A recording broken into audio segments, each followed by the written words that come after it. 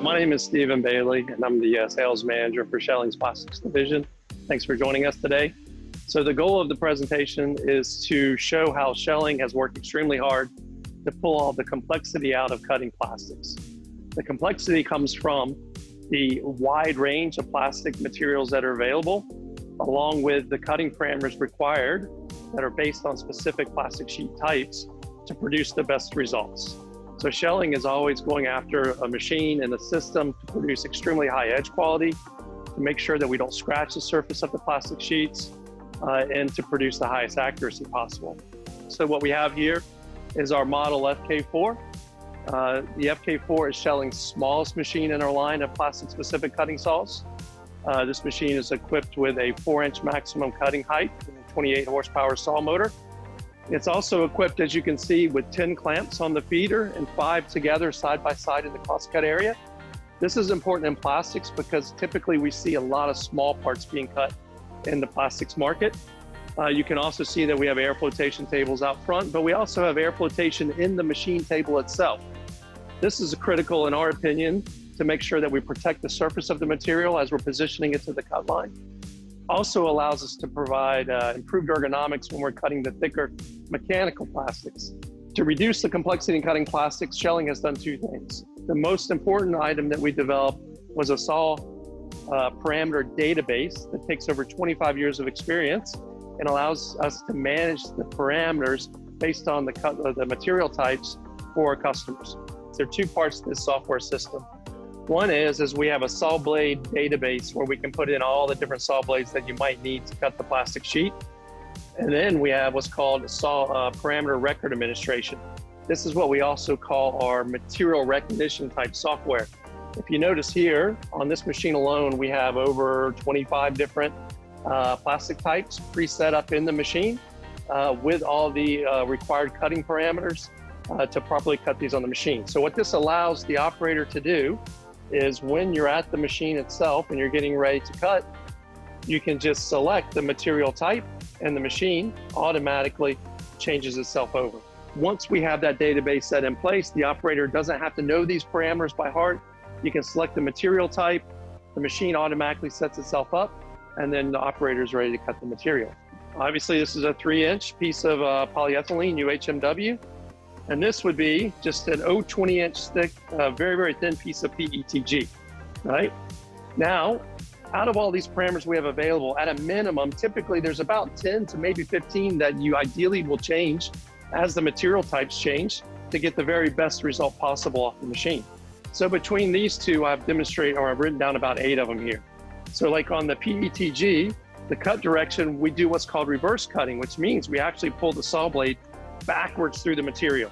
Where on this UHMW, we cut traditional, meaning we cut like we would a wood panel, we cut through the panel into the side aligning fence. On the PETG, we would only want 3/4 inch projection, where here we would want a maximum 2-inch projection, or typically as high a projection as the machine can deliver. The PETG, we would cut at 45 feet per minute. We would cut this 3-inch block at 20 feet per minute. Here we would run at 3,000 RPM. Here we want to run at 3,600 RPM. Here we want the pressure beam pressure to be at 25%, or here we want it to be at 40%. Then you look at the side aligner. This is the device that comes and aligns the part against the side aligning fence for accuracy. On this thin material, we would do what's called align on position, which means we can't use force, otherwise we're going to just bend the sheet. So we will actually set the parameter on position. The side aligner has an encoder. We give it the dimension to go to. We go to that position and we stop, so we can align the thin material without bending it, right? You look here, we have clamp pressure at 30%. Here we have clamp pressure at 60%. And back to the side aligner on this material, we use force. We don't have to align on position, and we're just going to run about 30% of the total force. Finally, the 2 materials require totally different saw blades, right? So this particular material here, we're going to run a 36-tooth mechanical plastic saw blade, and to cut this material here, we're going to run a 100-tooth saw blade to cut this appropriately. I've told the machine that I'm going to cut PETG. The machine will also show me, based on all those saw blades that are available, I have 2 different saw blades that if I put either one of those in the machine, I'm going to get the cut result that I want. So we're going to put in the Tenaroo blade here, and we'll be good to go. So let's do that.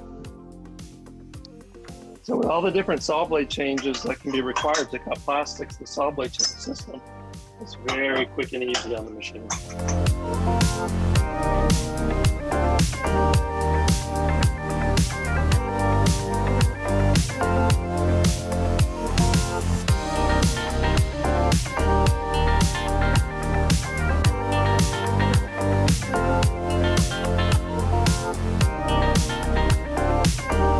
So already got the program written, so we can just put in the sheet and we'll be ready to go.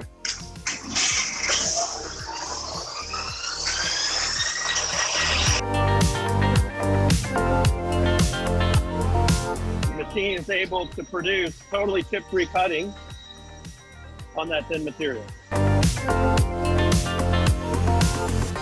So now we want to go and cut a 3-inch block of UHMW. So here's the trick. All the operator has to do is select that material type. It's a polyethylene UHMW. And now we're ready to go. So the machine, the software now even tells the operator that the current saw blade does not match the parameter for that material. Do you want to do a saw blade change? Yes, I need to do a saw blade change. All right. Now, if the operator, again, doesn't know what saw blade to put in the machine, you can just click on the list and you look for the green dot. There's the blade I need to grab to put in the machine to cut that material. So now we're going to do another saw blade change real quick.